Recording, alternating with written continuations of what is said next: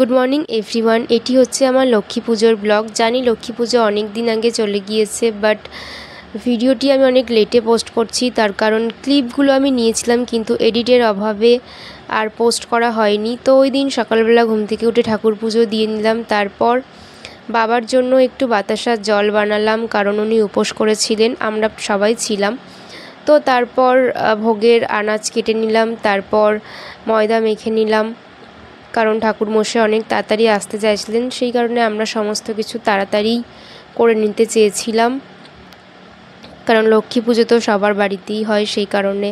তারপর একটু আলপনা দিলাম খড়ি মাটি দিয়ে। এটা দিয়ে আমি একদমই পারি না, আমি সবসময় ফেব্রিক কালার দিয়েই দিই, কিন্তু সময়ের অভাবে আর দেওয়া হয়নি। ঠাকুরের এখানে সমস্ত কিছু রেডি হয়ে গেছে। তারপর তো আমাদের পুচকুও একদম সেজে গুজে রেডি।